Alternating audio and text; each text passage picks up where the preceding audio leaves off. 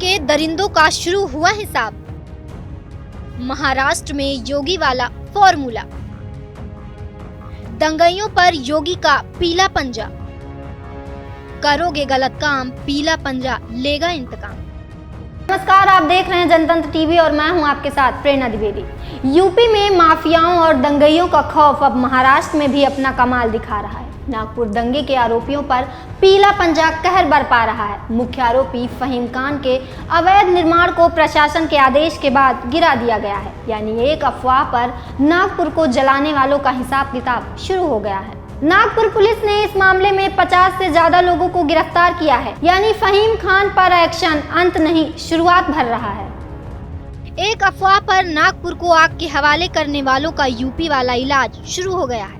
जिस बुलडोजर ने यूपी में दंगाइयों की नींद उड़ा दी है, वो अब महाराष्ट्र में भी अपना काम शुरू कर चुका है। नागपुर हिंसा के बाद सीएम फडणवीस ने साफ कर दिया था कि दोषियों को बख्शा नहीं जाएगा और अब इसकी शुरुआत हो चुकी है। हिंसा के मुख्य आरोपी फहीम खान के घर पर सोमवार को बुलडोजर चलाया गया। हिंसा के एक और आरोपी यूसुफ शेख के घर का अवैध निर्माण भी तोड़ा गया।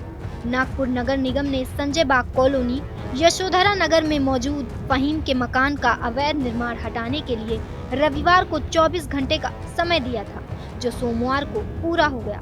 फहीम का मकान उसकी पत्नी के नाम पर है। बोले तो अनधिकृत बांधकाम जो है इनका, उसके जांच की हमको आदेश थे, उसके हिसाब से हमने जांच की है बाकायदा। फिर उसको MRTP एक्ट 53 के हिसाब से नोटिस दिया गया जो 24 घंटे का, और जैसे ही वक्त होता है पूरा होने के बाद में ये कार्रवाई यानी माननीय वरिष्ठ के आदेश से हो रहा है। आरोपी फहीम खान ने सपने में भी नहीं सोचा होगा कि अगर दंगा करेंगे तो योगी के स्टाइल में सबक सिखाया जाएगा। आज जिस तरह फहीम खान के घर बुलडोजर चला है, उससे तो साफ है कि हिंसा में पत्थर फेंकने वालों को नींद नहीं आएगी।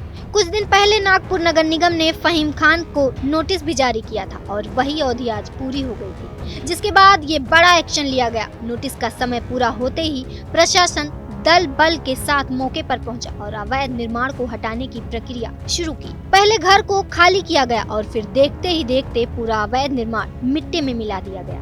नागपुर में 17 मार्च को औरंगजेब की कब्र हटाने को लेकर विवाद के बाद हिंसा हुई है। इसके मास्टरमाइंड फहीम समेत 6 आरोपियों के खिलाफ देशद्रोह का केस दर्ज है। फहीम पर 500 से ज्यादा दंगाइयों को इकट्ठा करने और हिंसा को बढ़ावा देने का आरोप है।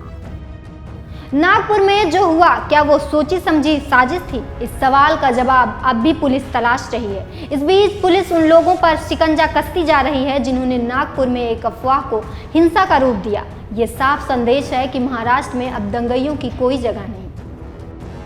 आपको बता दें कि महाराष्ट्र के छत्रपति संभाजीनगर से औरंगजेब की कब्र हटाने की मांग को लेकर बजरंग दल और विश्व हिंदू परिषद ने 17 मार्च को पूरे महाराष्ट्र में प्रदर्शन किया। इस दौरान नागपुर में हरे रंग का कपड़ा जलाया गया। इसे लेकर विवाद हो गया, जिसके बाद ये विवाद हिंसा का रूप ले लिया। हिंसा भड़कने के बाद शहर के 11 पुलिस थाना क्षेत्र में कर्फ्यू लगा दिया गया। हिंसा में 3 अधिकारियों समेत 33 पुलिसकर्मी घायल हो गए। स्थानीय पुलिस की तरफ से बताया गया कि लगभग 1000 लोगों की भीड़ इकट्ठा हुई। इस भीड़ ने पत्थर और आग के गोले फेंके। हिंसा के दौरान बताया गया कि 60 से ज्यादा वाहनों में तोड़फोड़ की गई और इन वाहनों को आग के हवाले कर दिया गया। इसमें कार, बाइक, यहाँ तक कि क्रेन भी शामिल थी। वहीं स्थिति की गंभीरता को देखते हुए कई इलाकों में कर्फ्यू लगा दिया गया।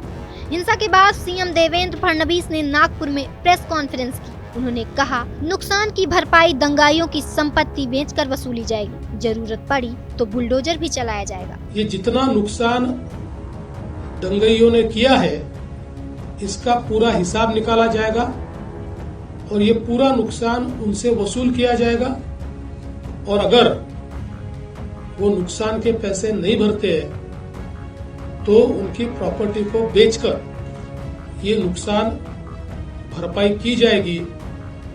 किसी भी हालत में इस प्रकार से किसी को दंगा करके दूसरे को नुकसान पहुंचाने की इजाजत नहीं दी जाएगी। और अब ये एक्शन शुरू हो गया। नागपुर में हिंसा के 6 दिन बाद रविवार को शहर में पूरी तरह से कर्फ्यू हटा दिया गया, लेकिन दूसरे तरफ दंगाइयों पर फडणवीस सरकार का डंडा पूरी रफ्तार से चलने लगा। साफ है कि नागपुर को जलाने वालों का हिसाब शुरू हो गया है और पीला पंजा दंगाइयों का सबसे बुरा सपना बन चुका है।